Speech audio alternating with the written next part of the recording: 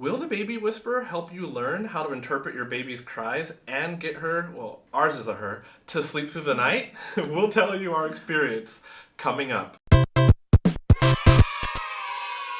I'm Kwejo. I'm Jamie. And we are learning Mandarin as our vlog where we share about living in China and raising our baby and skyrocketing savings. We're not pros, but we want to share with you why we like the book Secrets of the Baby Whisperer, how it's helped us, and how it can help you. Click the link in the description and you can check out what other people think about the book. So the main part of this book talks about the flexible but predictable schedule that you can get your baby on called EASY. That stands for Eat, Activity, Sleep, and You Time. Baby schedule always happens in that order. Eat, they have activity time, they sleep, during which you have you time while they sleep, and then they get up and repeat the whole thing again. It's a great way to know for you and your baby what is coming next. Of course, within that it is flexible. It's not always at exactly this time this is going to happen, but it just stays on that schedule. So whether it's half an hour earlier, an hour later, depending on how long baby naps for or whatever, it's always following that same routine. And it also helps you differentiate cries and things like that because you know, oh, I just fed my baby. They're not hungry, they're crying for some other reason. Why did we choose this book? A friend recommended it.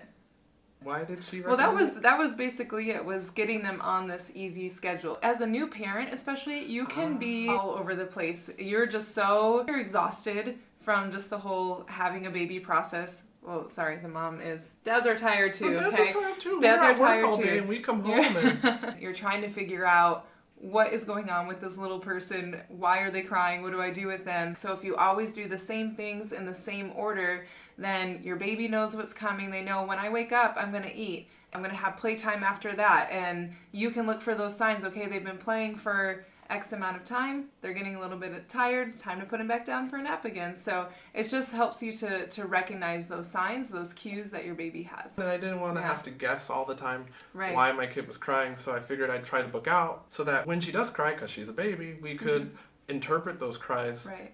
instead of having to guess and then take her in the car to get her to stop crying. I didn't want to do that. So Right. the book talked about if she's on routine, then we know why she's crying because we know what's happened and we know what's next. And that has worked. When Elena Faith cries, we know what to do. Most of the time. Most of the time. But there's been very few times that we've Yeah. had to wonder, and we certainly haven't had the panic or like the kind of frantic guessing of Right. why she's crying. And just for that one thing alone, the book's worth it. None of us really know what we're doing. We're smiling because if you haven't had a kid yet, you're going to be guessing. So the book also talks about something called slow. Stop, listen, observe, and find out what's up. Yeah. It's this concept that not all cries are the same, and that just like our language is rich, babies' cries are different. And even though they're this infant, they do communicate what they need, but we just have to learn to read their body language and the different kinds of cries. I don't think we ever got really good at that. I remember when she was first born, 2 weeks in, I'm looking and trying to figure out like what this kind of wave means, and I don't honestly feel like that worked out so well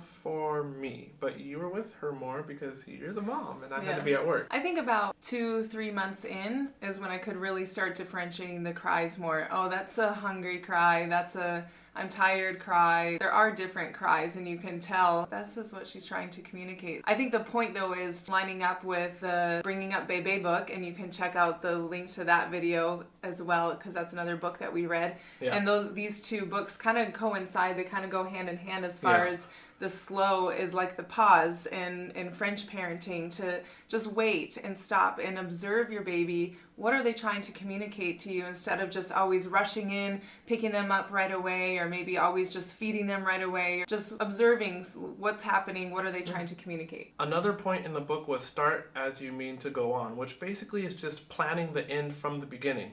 Do you want to always have to carry your baby to get her to go to sleep? If you don't, then from the very beginning, do not rock your child to sleep. That was a big one for me. We, from the beginning, did what the book said. She's so cute. And she's like curling up, and I'm at work all day, okay? So as a father, I want my daughter to curl up on me and fall asleep, but the book's like, if you do that in the beginning, then when she's like 10 kilos or 20 pounds, you're gonna have to carry her to go to sleep. So when she was tired, we started putting her down in her crib, and sure, she would cry, so we pick her up really quick until she stopped crying and then put her down. And we had to do that a few times. And the book said, you'll have to do that sometime. But what happened is we would put her down and she learned to just go to sleep in her crib by herself. And now we don't have to carry her to fall asleep. Sure, she cries some. She doesn't always go to sleep right away, but she understands it's the time and she doesn't need us to fall asleep. Whatever you want to do from the very beginning, you just do that. I mean, when is a good time to start? You know, you basically are teaching your child independence from the very beginning and learning to be self-sufficient. If there's things that you don't want to be doing 6 months from now, a year from now even, then don't teach them that from the beginning, because every time that you're doing something, you're reinforcing habits and you're training them. One other thing the book talks about is learning what kind of baby you have, because you can adjust and treat your baby according to their temperament. There's angel, There's an textbook, angel baby. spirited, grumpy, and touchy.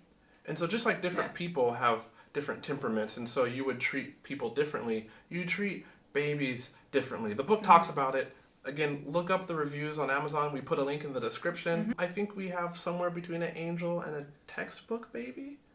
I would say if we had one of the other kinds of babies, I would have needed the advice from the book more, because it really does tell you how differently to treat your baby based on what type of baby there are. And again, as a dad, I just like to have the information. I know how to relate to my kid. Question of the day.